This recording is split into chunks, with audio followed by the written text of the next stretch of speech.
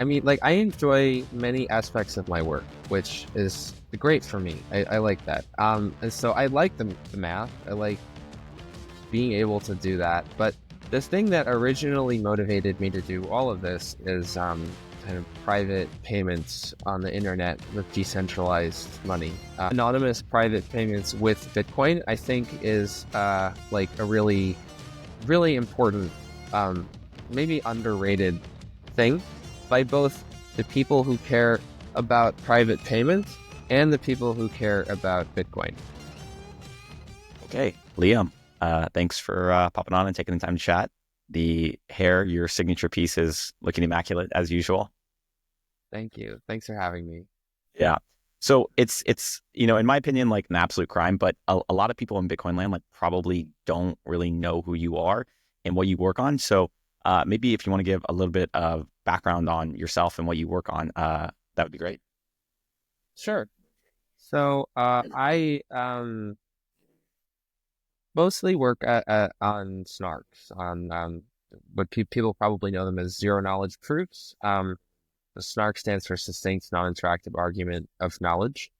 Um, and my work is sort of straddles like two worlds in some ways. There's like kind of the ZK world and the Bitcoin world. So I've been trying to work on like snarks related to Bitcoin for a while now. Like previously, I worked on this at Blockstream, but I mean specifically, my work is mostly on snark protocol. So like lookup arguments, folding schemes, making proving faster, these kinds of things. Um, yeah, And so I'm probably gonna like embarrass you a little bit, but I think like a month or two ago, you went on a podcast, like Vlad's podcast. I think it was Bitcoin Takeover. You were talking about shielded CSV with Jonas Nick and Robin Linus, and Vlad kind of like asked you a question, and you said something to the effect of like, yeah, I just don't really, I'm not really a fan of like self promotion. And like Robin immediately like chimed in. He's like, I am definitely a fan of like Liam promotion. He's like, Liam uh, is like one of the best cryptographers in the entire world at the intersection of like Bitcoin and ZK. And, mm, Jonas kind of like echoed that sentiment. And me kind of meeting you over the past, I don't know, year now, I feel the same way. I'm like, I feel very fortunate that we have you on your team. And I think you really are like one of the foremost experts on arguably like the single most exciting thing happening in Bitcoin. So I just wanted to hype you up a little bit there. thank you, thank But you. but maybe you can go into a little bit more of your history. Like you said, before you were at Alphen Labs, like you were at Blockstream. And Mm, I think Polstra kind of recruited you to Blockstream. So mm, maybe like discuss what was it he saw in you that pulled you into Blockstream and into work mm. Yeah, so I'm kind of I started out as an independent researcher on snarks. I guess the prehistory was motivated by well, I guess Bitcoin originally, like a very long time ago. But then to get sort of to start working on snarks, kind of Zcash and like the ability to do private payments on blockchains, was really compelling. So I kind of passively interested for a long time, and then around the start of COVID, I started just writing papers, sort of doing independent work. My first paper that I published on the ePrint is called Bulletproofs Plus Plus. And so I sent that to Andrew, and we met in Austin, uh, I guess a few years ago now. Um, but that paper just sort of improved on what people call confidential transactions. So kind of keeping certain aspects of transactions private. And it also introduced for the first time something that comes to be called log derivative lookups, which are sort of the industry standard for lookup arguments. Well, it's complicated, but many projects use them now.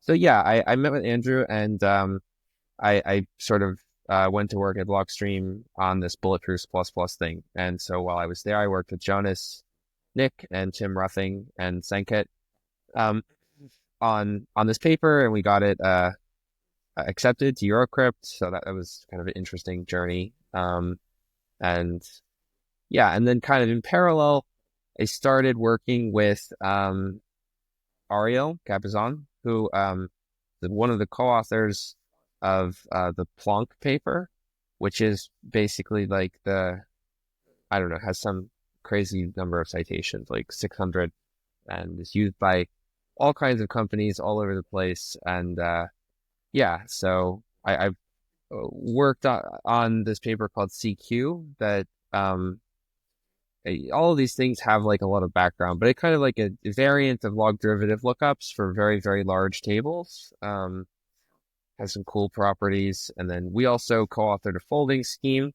called Proto Galaxy, which is being implemented right now by Aztec. Um, and yeah, so I guess that's a more detailed history of what I've actually worked on. Uh, Yeah. And so I guess I'm wondering, like, maybe just like we'll dive into some of the ZK stuff in a bit, but like I'm just wondering, like, how did you get this knowledge? Like, I think you previously told me, like, I'll throw it in the spot. Like, I think you graduated high school when you were like 15. You went to college early, and then yeah, I mean, maybe you had like a computer science background, but there was this like big gap, I think, between like you do not have like a formal cryptographic background, and then arguably you're working on the absolute forefront of this like kind of mythical magical field. So it's like how did you amass the knowledge in between there? I think it's a combination of a couple of things. I mean, computer science previously, I mean, as many people are also sort of self-taught programmer from a long, long, long time ago. But computer science and cryptography and math are all very accessible fields to teach yourself. There's like really, really high quality resources available online. So there's the ePrint archive where essentially all cryptography papers are published before being added to a journal or conference. So you don't have to like pay for access, which is hugely helpful. And I had a, math background and computer science, but yeah, I mean, it's basically a lot of like, it's just independent reading, like ideologically motivated, uh, learning. And then the other aspect that helps a lot is that this field specifically of like Bitcoin, SNARK, blockchain type stuff is very like unpretentious. Mm. So if you come in as somebody without like a great pedigree or like PhD or something, people will take you seriously for the quality of your work and your ideas more than they would, I think, in more traditional spaces. So I mean that helped out a lot for me. Yeah, I remember you telling me that, and I thought that was like very, very interesting. That it kind of it gives confirmation that kind of in the deep research circles of cryptography, it really is this more like meritocratic, like open system. Like there's very little barriers of, hey, you had to have some sort of PhD and something like that. I thought that was really cool. And so you mentioned a little bit that maybe some of your learnings was ideologically motivated, and I want to get to that in a second. But I'm wondering, like, what is it about SNARKs that has like nerd sniped so many people? For me, as someone Mm. non-technical, it's like kind of conveyed that it's this magical piece of thing that can prove the validity of something. Like maybe from your perspective on the math side, like, do you see it that same way as like something magical, and does it warrant the hype? Absolutely, yeah. I think snarks are magical. I mean, so they just a little bit of history maybe about snarks and cryptography generally, right? So people probably are aware of things like digital signatures for Bitcoin or other things, or like encryption, right? Like AES or disk encryption or something like that. That's kind of like the first generation of cryptography. And then there's these like fancier cryptographic protocols. So SNARKs is part of that. People might have also heard of like fully homomorphic encryption, um, or even like really weird stuff like indistinguishability obfuscation. But I say all of this to say that SNARKs are kind of like a bridge between this like realm of very, very interesting, complicated kind of cryptography and the real world because they actually work. Like they work right now in production. And so what does a snark let you do? It's a proof of knowledge. So you have some kind of statement, say like, I know a valid Bitcoin block. And you can convince somebody that you know a valid Bitcoin block, whatever that means, right? We can write down the rules of what it means to be a valid Bitcoin block. It spends things that are only in the UTXO set, and it has enough work and all these kinds of things, and it has valid signatures. And you know this block, and you can construct a proof. The proof is much, much smaller than the block itself, right? In principle, it could be as small as 200 bytes, whereas the block would be like a megabyte or many megabytes. And then you can send me the proof, and I can check the proof, and I can be certain that you know a valid block, right? And so the proof can also have a public input. So it can be like, you know, a valid block with a hash so-and-so. You send me the hash and you send me the proof, and I'm convinced you know the block. And so that's cool. That's really cool. It lets us do a couple of things. Firstly, the proof is smaller than the block, like I said, and it also allows you to, in principle, keep the block private. So maybe instead of a block, imagine it was a transaction. You know a valid transaction that has some interactions with the real world that are public inputs, but you want to keep the specifics of the transaction private. So a SNARK lets you do that. You can keep the information private, but you can still prove that you know it and that it's real and that it's valid. And then the really magical part of SNARKs, I think, comes from recursion. So like I said you can prove knowledge of a valid Bitcoin block. But what is a proof? A proof is also just some data that satisfies some rules, some program that verifies it. So you can prove that you know a proof. And in this way, you can have a recursive proof. And so not only can you prove you know a valid block, you could prove that you know a valid block and you know a proof of the previous block. And then you could prove that you know a proof inside of that proof of the previous block. And so you can construct incrementally this proof that you know the whole chain.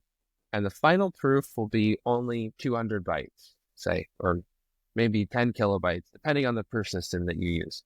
But yeah, it's kind of like, and in some ways it cuts really deeply into like the, I don't know, fundamental nature of reality, because this dichotomy between verifying something and sort of computing it directly is at the heart of many things. I mean, I don't want to make it sound too woo, because it's like, but like make it woo. No, it can be fleshed out in sort of detail, but like anything that can be efficiently checked, right? You can prove, and this is like the interesting class of things that we work with, right? Like NP relations. That's what that means. You can check it efficiently. And so, yeah, there's, and I mean, there's also lots of very interesting things about the micro of SNARKs as well, just like how they actually work, the math involved. It's, I think, one of the relatively rare places that you can do really, really high level math professionally and have it also have like a big impact on the world. As opposed to being like a academic researcher working in finance or something. So I think, one of the questions I asked you many months ago, of the many kind of like dumb questions I asked, was like, what's the difference between just like a hash and like a zero knowledge proof? And I think for like the normal layman, they kind of understand this basic idea of a hash, where it's like you have some big amount of data, you throw it through a function, and then it spits out like a small piece of data. And I think I know the answer. I can tell you what you told me, but maybe you can kind of like explain, what is the difference between, just simply taking big data, putting it into a hash versus like actually creating a zero knowledge proof. Sure. You can think of a zero knowledge proof as a little bit like a hash function that you can only evaluate over certain inputs. So I guess concretely, the difference is when you have a hash function, you just hash some data, right? It's totally unstructured data. And it doesn't allow you to say anything about the data. So you have a hash, but you can't tell just from the hash if it's a hash of a valid transaction or an invalid transaction. And so SNARKs are exactly what you want in order to sort of make statements about the input to a hash function. You can have a hash, but you can also show that the hash is of valid data for whatever validity means. Yeah. And so, yeah, okay. So I think so the zero knowledge proof can prove like that this piece of data, this big piece of data that we compress, it has like certain attributes. And I think you're using that word like validity. So if we put that into tangible terms, it's like you can prove that a payment that if you, Liam, sent me a payment that you actually had those funds, like you're not just trying to send me one Bitcoin, but you didn't actually have a Bitcoin. So that's like, I guess, what we mean by validity. And you're saying these zero knowledge proofs can prove certain attributes about this like succinct piece of data. Is that a fair assessment? Yeah, I would say so. I mean, yeah, you could prove that, say, you have a Lightning channel with a certain amount of capacity without revealing which UTXO is associated with your channel, right? So you can prove that you have some data, which is maybe like the whole UTXO set or something, and you prove that you have some property about it, which is that you own one of the outputs and that it's a Lightning channel and it has a certain amount of capacity. And then the zero knowledge property allows you to keep that private, maybe, right? Like you use this. I'm not sure exactly how I've heard people talk about this kind of thing as being useful for Lightning, but I don't know exactly, what they would use it for. But yeah, I think your description is basically right. Okay, cool. And so like part of what has been on the horizon in Bitcoin development is this whole BitVM that we can hack in some sort of ZK verification. And I'm curious if maybe you could like simplify or if you want to go deep into like the actual ZK aspect of BitVM and how that allows us to maybe create this two-way peg. And I can add in some context as well on the non-ZK stuff. Mm-hmm. Yeah, I just started watching your whiteboarding video and it looked good. I haven't seen it all the way through yet though. So also know about BitVM. But okay, so about the ZK stuff and BitVM. So the history of BitVM, a little bit, just maybe this is interesting for people, right? It started out with Robin wanted to do a protocol that's a bit more like Arbitrum. What if people know what that is? It's like a bisection game. So you have basically a big program that you run sequentially, and I claim that I ran the program correctly, and maybe you think I'm lying, so you challenge me. And if I ran the program incorrectly, there has to be some point in the program where I did something wrong. And so we go back and forth, splitting the program into halves and then quarters and eighths and so on until we get to where we're going. The problem with this style of protocol, which is used in what people call optimistic rollups, is that it's a little subtle, but you can have safety violating data availability faults, I think is maybe a good way to describe it. I'm not a rollup expert, but that's my understanding. And so the other kind of rollup is what we call like a ZK rollup or a validity rollup, where instead of doing this optimistic thing, like on Ethereum, for example, a rollup would construct a SNARK that proves that the rollup rules were executed correctly. That's what we're doing as well. It's different in Bitcoin because we can't just verify a SNARK on Bitcoin. So we still use BitVM. We still use a variant of BitVM called BitVM 2, or I'm a little confused by the names of these things, but it works differently than the original BitVM protocol. The crucial difference is that for a bisection game style protocol, like the original BitVM, you need to have more data. So remember I said SNARKs can be as small as 200 bytes. So you only need this input to be available. And we can force the approver to put the proof on chain, sort of using the semantics of Bitcoin. And then this small amount of data is all that you need in order to like have the data or the safety violating data availability fault for the BitVM protocol to not be a thing. So in summary, we use BitVM to verify, to check optimistically the execution of a particular program, not like a big program. We only check one program, and that program is a verification of a SNARK. And then this SNARK proves that we executed the rollup correctly. Okay. And so, we can't natively verify these zero knowledge proofs on Bitcoin. So that's why we perform this kind of BitVM game. But my understanding is that, like, is it fair to say that we can kind of verify zero knowledge proofs on Bitcoin? Because, like, aren't we taking Bitcoin script and like hacking together a bunch of opcodes and additions to kind of like emulate the behavior of actual ZK verification? So like, maybe from your perspective, do you consider that ZK verification on Bitcoin? And then maybe touch into like how we go from these opcodes of addition to actually verifying a SNARK. Okay. So it is, I mean, I think you could say that we can verify a SNARK in Bitcoin script, which would be accurate. I think what people mean when we say that we can't verify a SNARK on Bitcoin is that the consensus rules of Bitcoin place significant limitations on what Bitcoin script can do, right? You can only have, say, 4 million operations. You can only have a stack of 1,000 32-bit elements, and you can only perform 32-bit integer additions and stack manipulation. So with those limitations, we cannot write a SNARK verification script.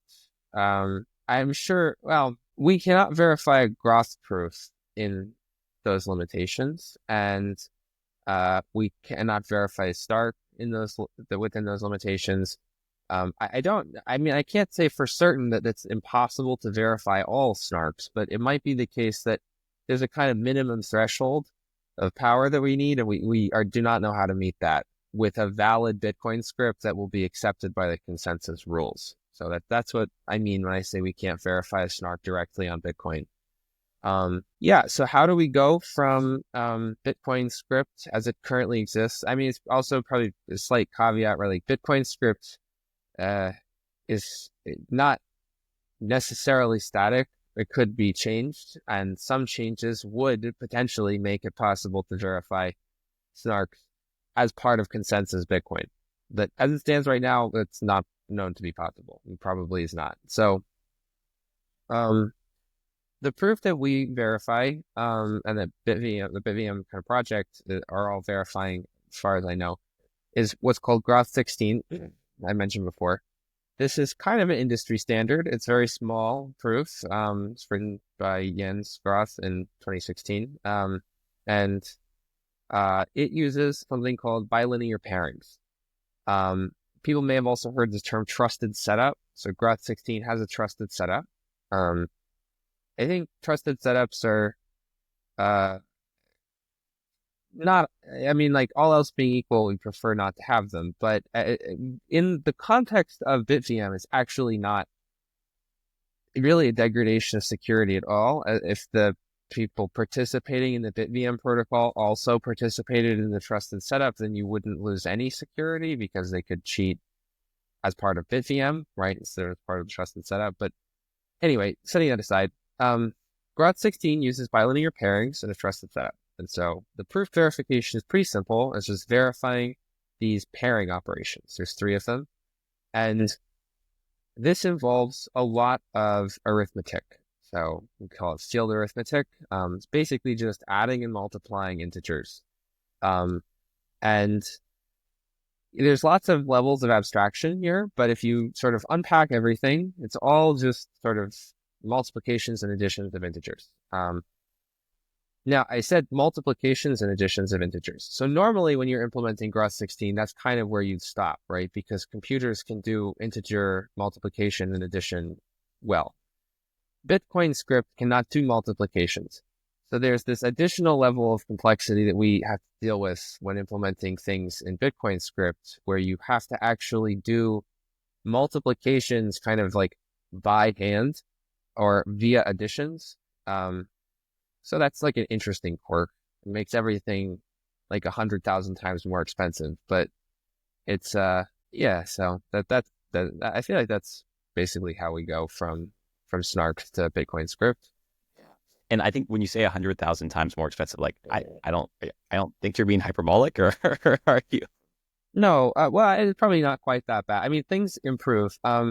There's like, so yeah, it depends exactly what what you're comparing. If the we some people at Alpine Labs and Distributed Labs have done some really interesting work on this. What's called like the TMUL paper, I think. Um, but I think it's something like 160,000 opcodes for a field multiplication. So if you had say big integer arithmetic as like a native primitive in Bitcoin script, then you'd be replacing 60,000 with like 1 or 3 or something like that. So it is similar order of magnitude. No, I'm not. It's not probably literally true, but it's not hyperbolic. It's like that order of magnitude improvement you'd see from having, and also like the even if you had like 32-bit multiplication, it would save a huge amount of work because just the asymptotics of these things. That would make a big difference because it'd be like instead of breaking down into 256 pieces, you'd be breaking it down into like 8 for doing our multiplications.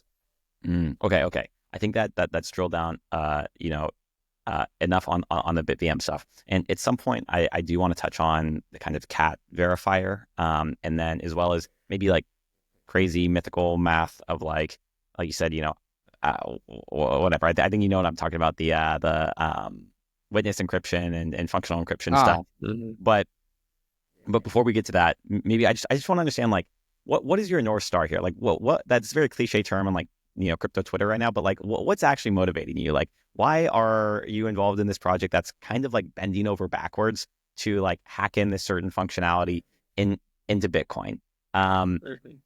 Yeah, I mean, what's your motivation? Is it simply that the math is cool and you got hired by Blockstream before this and you're in Bitcoin? Like, I don't know. I think that's part of it. I mean, like I enjoy many aspects of my work, which is great for me. I like that. And so I like the math. I like being able to do that. But the thing that originally motivated me to do all of this is kind of private payments on the internet with decentralized money. And so yeah, like I'm excited by that. And the reason I'm excited about this stuff with Bitcoin is like the ability to do that with Bitcoin specifically, because it can be done now, right? The people at Zcash or at Monero have been working on this for a long time, and they've done really great work. And so and lots of other projects now. But the ability to do anonymous private payments with Bitcoin, I think is like a really, really important, maybe underrated thing by both the people who care about private payments and the people who care about Bitcoin. There's a lot of like, I mean, like Bitcoin.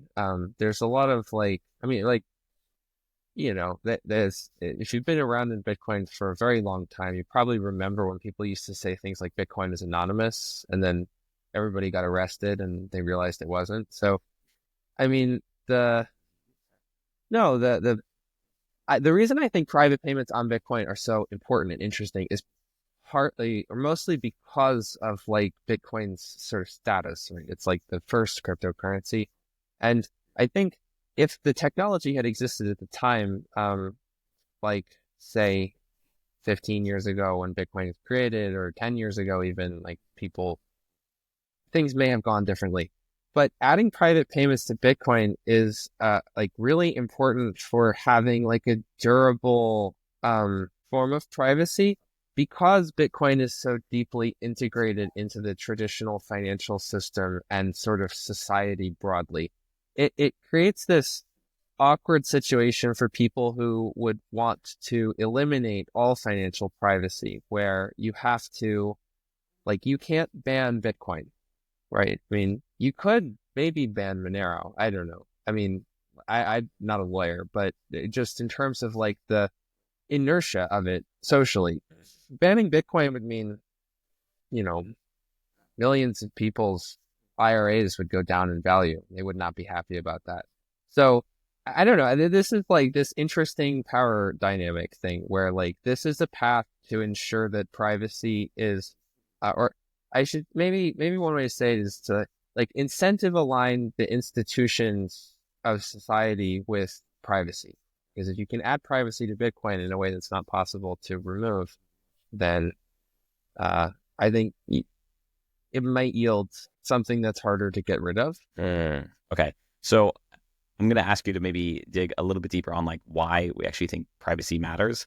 I know that's a big topic, but first I'll kind of like give some additional context that my understanding, correct me if I'm wrong here, is that part of Robin Linus's motivation to hack in a ZK verifier into Bitcoin and create this whole Bitcoin scheme is to have some form of, private payment protocol on Bitcoin. And I think what he had originally called ZK coins is now transitioned into a paper that you've co-written with him and Jonas Nick called Shielded CSV. So I want to get to that at some point. But before we go into like the mechanics of Shielded CSV and creating private payments and the difference between Monero and Zcash and stuff, I just like, what's your hot take? Like, why does privacy even matter? Like I am a pretty trusting person. I was raised in like a very, trusting society. And I'm just like, you guys have privacy pilled me a lot. But, why do you think privacy matters? I think there's many ways that one could answer this. As I guess an American, is just to say that it's like a God-given right, and that's enough to say that, right? I think, well, I don't know. I suspect that even as recently as like my parents' generation would be surprised by the degree to which privacy has eroded. And people have been sort of slowly boiling and don't have the kind of visceral revulsion towards the, surveillance state that they maybe would have if it had happened quickly. So that's one thing. But then there's also lots of pragmatic benefits to privacy. So like, it's similar maybe to how sometimes people say, well, I don't feel like free speech is important because I don't want to be a political protester. But, other people are political protesters and we live in the society that they created, right? So, having these tools that limit state abuse, we'd say maybe, right? Are really important. And many of the rights that we take for granted that we do care about actually like but I mean, there's some way in which they're sort of based in the legal system. They're based in notions of morality. They're based in like institutions that protect them, but really they're just sort of technically infeasible to violate.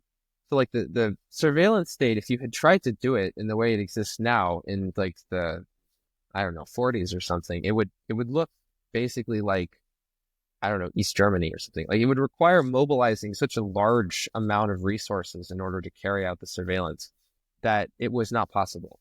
And so financial surveillance is an interesting one because it's like accepted by a lot of people as fine and has only recently become very, very feasible. But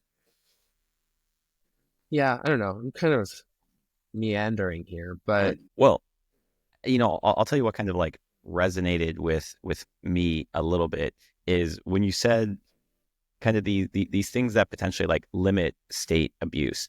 And the way that I think about it is that you can never have total assurance that like in the future there will never be some sort of totalitarian authoritarian state kind of like looking over its citizens. And so there are ideally certain rights that you almost want to like enshrine and always ensure that the citizens have power to kind of like maybe like rebel or revolt against, who knows, some sort of authoritarian state. And so I think obvious things are like, free speech. Some would say the right to bear arms. I think a lot of Bitcoiners would say, having property rights by ability to like hold Bitcoin outside of the state and maybe privacy is along those lines as well. And so when I hear some of it, I'm like, oh, that makes sense to me. Like maybe, I don't want to, bear arms and have a gun, and maybe I don't need privacy, and maybe I'm fine holding some fiat currency, but I always want to have the ability to opt out of some sort of system and have those tools in the event that things ever go rogue. And I just don't think the default position is like you kind of being forced into this situation where you said like it's like this boiling pot and like your freedoms are like continually eroded. That's one of the ways I think about it. And I'm wondering if that, resonates with you. Yeah, absolutely. I mean, they're checks against, like, I think of societies as being a kind of like that societies can be kind of like brittle and efficient, or kind of flexible and inefficient. And so people will advance arguments against privacy by saying it'll make things like law enforcement more efficient. If we can just have everybody's information, then it's much easier to convict people of crimes, say, or maybe even disincentivize people from committing crimes in the first place. But um, crime is a social construct. So it's like it's not, you can't write down what crimes are. That's why we have courts, and things are mediated by humans. And it is possible for states to criminalize things that are, well, should not be, right? Um, and privacy is a check on their ability to do that. It requires more effort to overcome the inertia of people who care about their rights and protecting them. Yeah, I think there are some pretty dramatic differences in the way that society would work if privacy were thoroughly eroded, right? Uh, so like if you're accused of a crime by some hypothetical future totalitarian government, and they can just query the surveillance oracle and like be like, what are the bad things you've ever done? Then I think most people don't imagine this is how justice works. I mean, in a technical sense, maybe it's fine, right? Maybe it's fine to just take the politically irritating people and punish them for arbitrary reasons. But I don't know. It'd be very different from how things work, and people don't appreciate this enough. Um, so privacy and money is something that we went from having like pretty strong privacy for small payments for cash, basically, to a world in which almost all payments for people in the United States are tracked. And it's a big change. Some of what you're saying, it just this idea that like, what is considered criminal, like it sounds black and white, but it's actually quite subjective. And that is like very scary. And I remember there's another Bitcoiner named Andrew Bailey. He's like one of the, Bitcoin philosophers.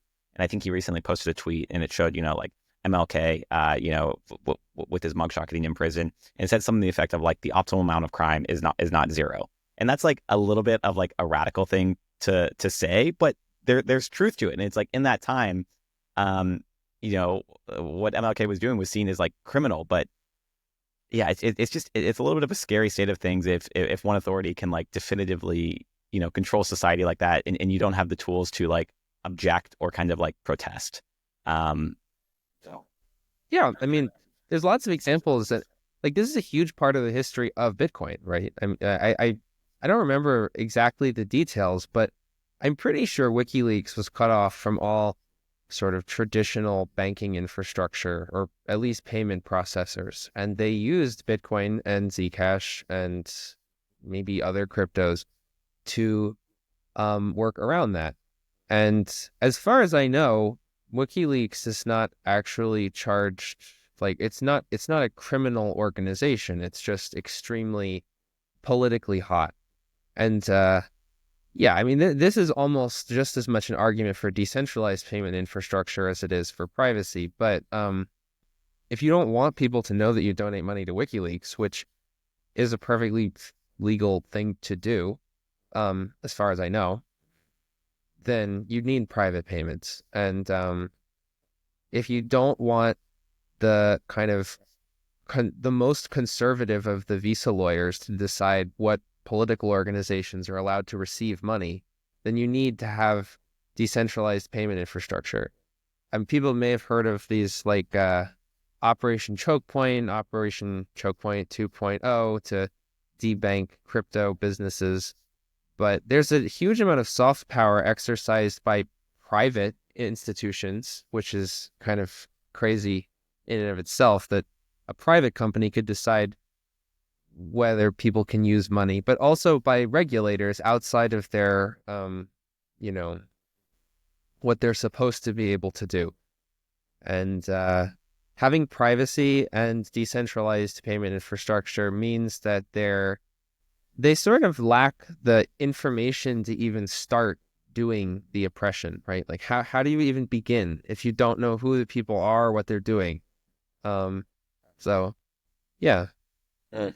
I think this is a very interesting philosophical kind of topic, and yeah, it's very important right now. People who aren't aware should be paying very close attention to the Tornado Cash, you know, case, as well as the Samurai case, and just the general assault on privacy. I mean, this happens sort of continuously. It's been happening since the 90s, right? The crypto wars, NSA, Clipper chip.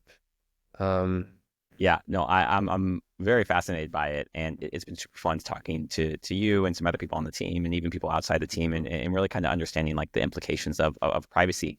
And like the privacy community is just like so based, and they're so ideologically motivated that they build amazing solutions. And I potentially put you in that category. But so bringing it back to like something practical, you talked about privacy and payments.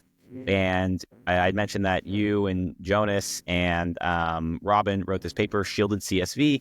So maybe give us like the high level of what Shielded CSV is, and maybe why you think it's better than kind of some of the other state-of-the-art things like Monero and Zcash. Yeah.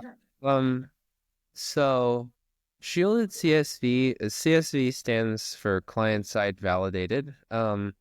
It does come, or it has roots in the ZK Coins protocol of Robin, as well as like a pretty long history of work. So the CSV concept, as far as I'm aware, was introduced by Peter Todd in like 2013. And just to give my little summary of client-side validation. So Bitcoin and blockchains were introduced to solve the double spending problem. And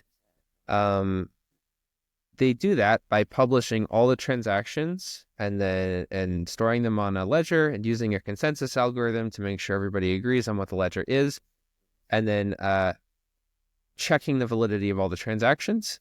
And each sort of transaction is manipulating what we call the UTXOs, or unspent transaction outputs. You think of these like coins, basically, with variable denominations. Each transaction consumes some coins, and for those coins that it consumes, it needs signatures from the owners of the coins. And in order to own a coin, you have to know some secret. And then it sends to some new coins. And those new coins have public keys or hashes of public keys. And that's how you sort of send it to a person. You send it to their public key that they know the secret key for. So all of that is to say, the observation of Peter Todd was that you don't actually have to put the transactions on chain to prevent double spending. All you have to put on chain to prevent double spending is some kind of identifier for coins and a signature from the owner of the coin. Because that way, if you have, so suppose, just for concreteness, we replace transactions with hashes of transactions. So you still have signatures, you still have coin identifiers, right? Maybe like it points to the output number of a transaction, and you still have signatures, but we don't put the transactions on chain. So this way, like nodes can't see the transactions. They can't even know if the transactions are valid because they just have a hash. They don't even have a proof. But you can be sure that there's no double spending going on because you can track coin identities and you can track signatures, and that's all you need to prevent double spending. So a similar idea, which is kind of what the Zero Coin paper introduced, as well as Monero, and then Zero Coin became Zcash, is to take the original Bitcoin model, and instead of putting transactions on chain, we put proofs of transactions on chain. So you put a SNARK, and it proves that the transaction is valid. This is not quite obvious how to do this because transactions are all manipulating the same global state, the UTXO set or the transaction output set. So you need this concept called nullifiers, which allow you to check whether a coin has been spent or not without revealing what the coin is. But in principle, you're sort of just replacing transactions with proofs of transactions. The client-side model is different because originally it didn't use proofs at all. You just put, say, a hash of a transaction on chain, and you send the transaction itself out of band. Now the problem becomes, if I send you a transaction, how do you know that the transaction is valid? If you want to do, like, the simplest solution would be for me to send you the whole history of the transaction, because that's what it means for a transaction to be valid. It means all of its previous transactions are valid and so on.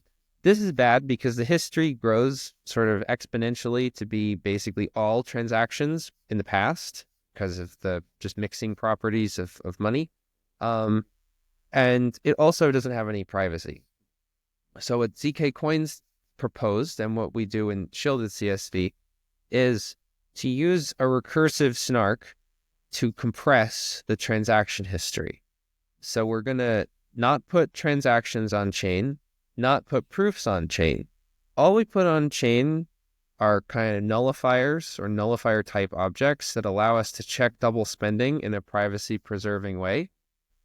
And we send proofs out of band. So this is different from how Zcash and Monero work, where they put the proofs on chain. Better is like a matter of taste, but one interesting property of this system is that you don't have to put the proofs on chain. And this means that the proof size is not that important. I mean, it is important in a sense, right? Like if it were too big, it would be infeasible to do at all. But the difference between like a Groth16 proof, which is 200 bytes, and like a Halo 2 proof, which I think is kilobytes, and then say a Stark, which is maybe like 50 kilobytes or 100 kilobytes, is very significant from a chain space perspective. So by avoiding putting the proofs on chain, we kind of have a very different model. You only have to put these 64 bytes per transaction on chain, which is pretty cool. It's a very efficient way to use chain space. And this is, at least in the Bitcoin context, like why this was interesting, because it's a way to do a privacy preserving kind of meta protocol for Bitcoin. If you wanted to do something like Zcash on Bitcoin as a meta protocol, it would just be sort of ridiculously expensive because you'd have to put 3 kilobytes for every transaction. Whereas here we're putting 64 bytes.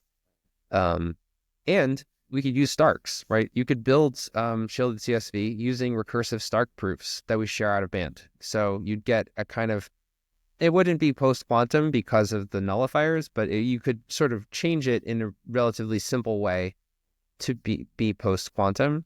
Or in any case, just be very fast because Stark provers are faster, say. Yeah. And keeping the data client side and using these SNARKs in this way, you kind of get the best of many different things. You get really, really small on-chain footprint, and you get privacy in a very natural way. I mean, almost for free, not literally for free, but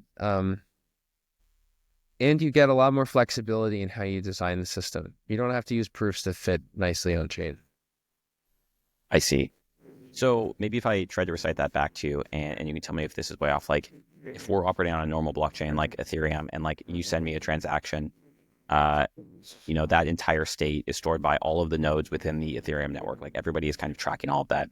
You're saying with the client-side validated model, it's basically just like you and I, maybe like you send me coins, and I'm just checking that data on my phone, and I'm saying, are these coins that you actually sent to me valid in the sense that I trace back the entire history of like even before you received them to make sure like they were minted into existence and everything down to when you sent it to me is actually like real valid coins. Then I think you're saying that with client-side validation, as you keep receiving some of these coins, like having to store that huge amount of history can get so huge. So instead, what you guys do is you compress all of that history into a zero knowledge proof. And this is like the succinct nature of zero knowledge proofs. It takes this big amount of data, the history of all the coins that you're receiving, compresses it into a succinct proof. And then when you said that you kind of get this privacy for free, that's the part that you're saying, where it's like you're compressing the history, but as a byproduct of that, it's also happening to hide everything. And so all of this can be done when we say client side, basically just like maybe from my mobile phone to your mobile phone without a blockchain, except for the one part that you can't solve with SNARKs is this like prevention of the double spend. So there's a small amount of data that you have to post, which you call, I think, nullifiers, right? And that is what you're posting onto Bitcoin. And because you're posting those onto Bitcoin, you inherit Bitcoin's double spend protection. And all this is to say, you get perfectly private payments that have minimal on-chain footprint and therefore are probably pretty scalable. Yeah, I think that's right. And you mentioned proving on a phone. This is very cutting edge, but I think it's probably feasible, or it will be soon, if it isn't right now. To do these kinds of proofs on a phone. And let's see. Yeah, one caveat I just want to make for fairness is like the ideas of this were like, I don't know, you call like a folk result or something. Like people at the time of the client-side validation initial work were aware of like the ability to use SNARKs in this way in a kind of like an abstract sense. The really big contribution of shielded CSV is not so much that, like, there are certain specific aspects of it that are not obvious and complicated, but also just fleshing everything out. So like, for example, figuring out how to pay fees in the client-side validated model is like complicated. Figuring out exactly how to do the proofs about the chain state is non-obvious and kind of tricky. Lots of little tricky things, but just to say that this idea of compressing the client-side history with SNARKs was, I believe, known, certainly known before shielded CSV, but even known as far back as the original client-side validated stuff, just was not feasible at the time. I see. And so my final question is like maybe for like the normie, like would the UX of this look like a, I don't know, Venmo type UX, or because like I think there is an additional nuance there, like you have to send me proofs. Like what is, maybe not what it is today, but like where can this UX end up being? Like will it be the smooth UX, or would it be some sort of like additional overhead and clunkiness to it? So the way people use, say, Bitcoin payments is Bitcoin is both, or I mean, they can, I don't know. Yeah. Well, anyway, Bitcoin is both like a medium for preventing double spends and also a medium for communication. You actually you can put the transaction on chain, and then you never actually have to talk to the person. They can just read the blockchain and find their transactions. For privacy applications, this is hard. It's not impossible, right? If you use Zcash or Monero or silent payments or one of the, like a Bitcoin thing, you can detect that you've been paid, but it's very expensive because you have to scan the whole chain and do cryptographic operations for everything. So this is to say, in the client-side validated model, for me to pay you, I have to talk to you. I have to actually send you the transaction. I can't use the blockchain to communicate the transaction. What it means to send you the transaction is not specified in the protocol. So we could both agree on some bulletin board that we use. You could put it on, you could put it on another blockchain or something, like if you wanted to. Or I could send it to you via text message, via email, all these things. But that is to say that in order for this to be private, we have to assume a private communication medium, which is also true of other things. They just use the blockchain as the private communication medium. So this has an effect on the UX. For me to send you a payment, I have to send you some data. I have to send it to you or like through someone else to you. Um, this is a form of interactivity, but it's not the same kind of interactivity that other protocols require. So people may have heard of Mimblewimble, for example, required more like a back and forth. So for me to pay you, I have to send you something, then you send me something, then I send you something back. So it's kind of like a Sigma protocol type thing. Um, for Lightning, you have to be kind of online continuously or periodically in order to use the system. So when we say interactive, it can mean a spectrum of things, but this is more interactive than a vanilla Bitcoin payment, which will affect the UX. Could it work like PayPal? I don't know. I don't know if that's the model we should be aiming for, but yeah, it inherits most of the properties of the Bitcoin. Like, so sending a payment, you have to wait however long for your thing to confirm to be certain that it won't be forked out. Um, so but yeah, I think that if you use it in conjunction with a roll up, say, you could do the um nullifier set inside of a rollup that provided some other kind of economic finality guarantees, you could get better UX. But uh, I don't think that besides that, the UX could be as good as people figure out how to make it. Okay. Okay. Uh, yeah. I mean, Shielded CSV is very exciting. So I guess we'll see how some of this UX stuff plays out. Um, I just have a couple more questions for you if you can stick around for a little while, and if you have the hard stop. But I wanted you to go back to kind of touching on like the cat verifier, and then maybe some of this advanced like witness encryption stuff. Like obviously we don't have to go into like the details of it, but I think people are curious where it's like, what is the next best thing beyond BitVM, and maybe you can like touch on the practicality of both of those. Sure. So there's all these software proposals that people are talking about right now. They're kind of a exciting um, frontier and have recently become hot again. People want to do them. So one of them is CAT. Um, OpCat stands for, or short for concatenation. So it takes two elements off of the Bitcoin stack and just smushes them together. Elements of the Bitcoin stack are just byte strings that have a size, and so cat takes them and appends one to the other and increases the size. Say, um, it used to be active. It was originally active in Bitcoin, and it was disabled by Satoshi along with most of the other opcodes that we wish we had when writing the Groth verifier in BitVM. But it's unique in a couple of ways. Firstly, by concatenating things like this, we can introspect big pieces of data. So in Bitcoin, you have a signature verification opcode, and the signature itself is just this opaque piece of data. It contains, but it contains certain specific things. It has like a hash of the message.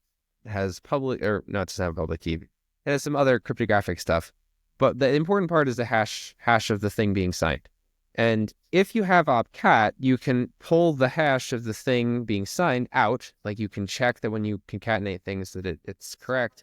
And this allows for introspection. I'm not being a little hand wavy here, so I don't think I've said anything that's wrong. But because it allows introspection, it allows you to build covenants, and I think it allows you to build recursive covenants in a kind of straightforward but clunky way.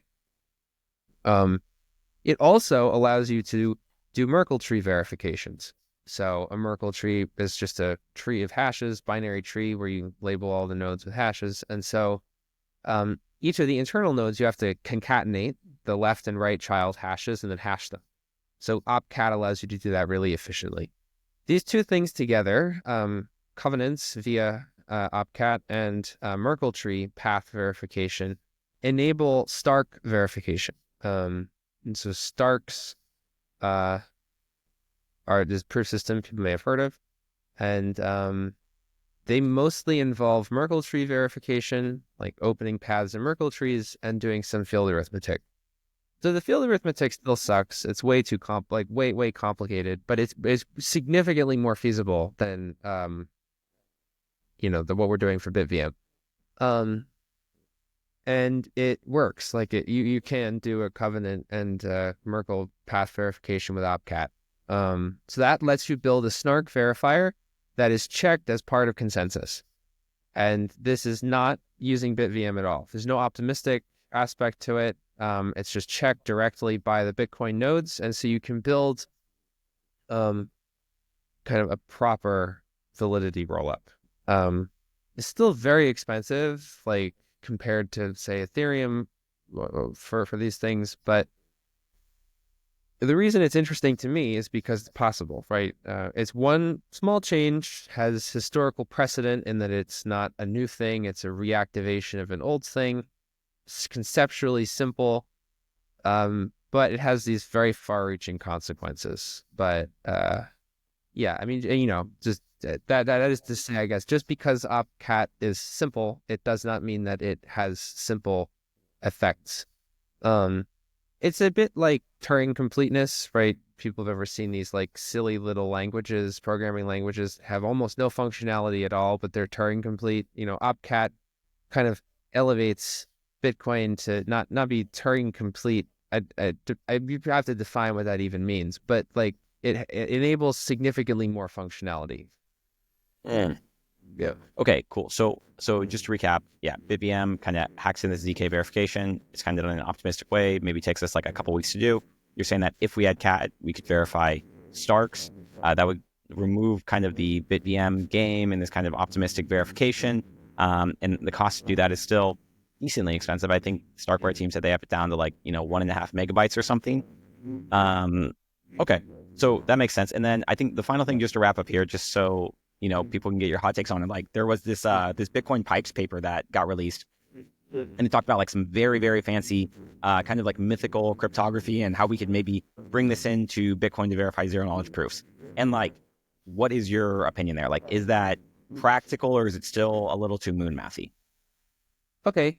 So there's two parts, I think. The first is like, what are we talking about?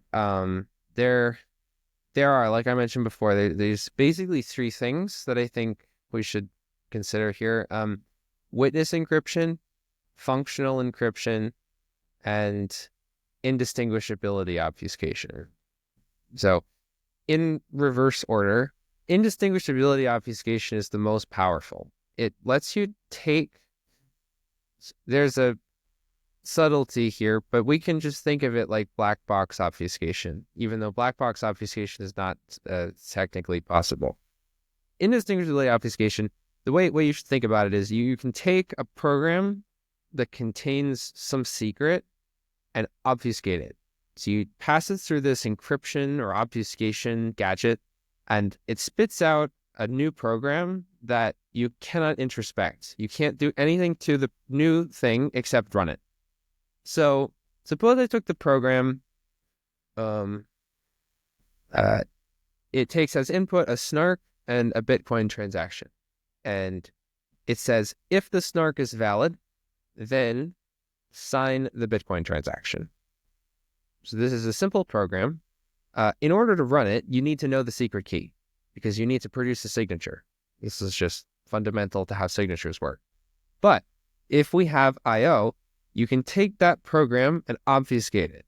Now you have some indecipherable blob that you can run, and it takes as input a SNARK and a Bitcoin transaction, and it only spits out a signature if the SNARK is satisfied. So what you've done is built like a non-interactive signature oracle. It's just a piece of data that you could share with anybody, and they can only use it in certain ways that are prescribed by whatever the SNARK is checking. So this allows you to build essentially like arbitrary smart contracts functionality on Bitcoin with no changes at all. I mean, it wouldn't even really use Bitcoin script. It would just be verifying signatures. Everything is put into the cryptography. Um, it also is actually like significantly more powerful than current like Ethereum, for example, because it would support private state for smart contracts. So you could have a smart contract that has some private state, like that is globally private from everyone, but you can still run sort of computations over it. So anyway, that's indistinguishability obfuscation. It is equivalent to, I think, essentially all cryptography, which is some evidence against it being possible. But there are people who are working on it, and there are constructions that are um, provably sound. There are also constructions that are practical, but are not provably sound. There's this company Gauss. It's working with like a collection of kind of people in the Ethereum ecosystem on this obfuscation project that's really cool. It's I think obfustopia.io. They have a contest if you want to try and break their scheme. But yeah, so then functional encryption is slightly different, but equivalent to IO. Functional encryption, the person who sets it up, I can construct a key. And the key is associated with a function f.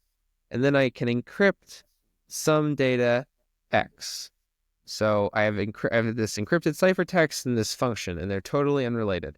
I give you the function key, and I give you x, and you can decrypt, but the only thing you learn is f of x. You don't learn x. So I can control what aspects of x you can learn by controlling the key that I give you. So I give you a key for f, and then you can apply it to x, and you don't learn anything else about x. I could give a different person a key g, and they learn g of x, but you would not be able to learn g of x unless you knew their key. So you can build IO out of functional encryption. There are like a bunch of different types of functional encryption with different properties. I know Jeremy Rubin has looked into this, written about it. It is also possible because it is equivalent to indistinguishability obfuscation, but I think also a little bit more directly to build things like signature oracles or covenants using functional encryption. Then the third type of thing was witness encryption. This is the least powerful, but also interesting. It's a bit weird. The functional encryption IO kind of fit neatly together. Witness encryption is like I can encrypt something to a public key, but that public key is a problem. Like it's an empty Sudoku board or something. And then if you know a solution to the Sudoku puzzle, you can decrypt what I've encrypted. But if you know any solution, there might be multiple solutions. So one thing you could do is say like, I witness encrypt the private key for some Bitcoin. And the public key is a SNARK of rollup execution. So if you can prove that you ran the rollup correctly for however long the SNARK requires, then when you have that proof, you can go over to the witness encrypted blob, which lives off chain. The only thing on chain here is a Bitcoin and a signature. And you can take that witness encrypted blob and decrypt it with the SNARK. So your SNARK is your private key. And then you learn the actual private key for the locked Bitcoin, and you use that to spend it. I don't know if it's possible to build all the things people want to build using witness encryption. I know some people have worked on it, but I don't remember the details. In any case, all of these things are very, very, very researchy. They're not known to be both secure and practical. The construction from the Opustopia people is like very exotic from a cryptography perspective. And the variants of IO that are based on things like standard lattice assumptions are like many, many, many orders of magnitude too slow to be practically useful. But yeah, I mean, there's a lot of interest in this right now, both from Bitcoin space and also outside the Bitcoin space. So to the Bitcoin pipes paper, I know that the author has put some revisions out that I have not read. But I think that the version that I read, um, I don't. Yeah, I'm not sure.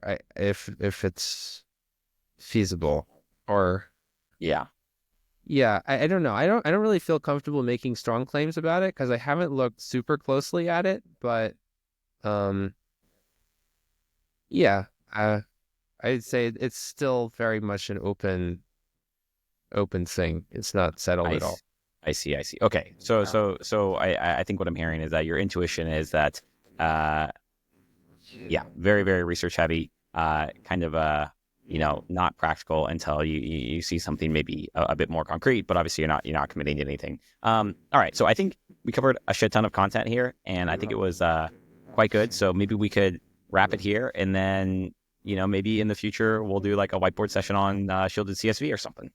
Yeah, totally. I think this was good. Enjoyed it. Cool. All right. Well, I'll cap it here. Thanks, Liam, for hanging out. Thanks.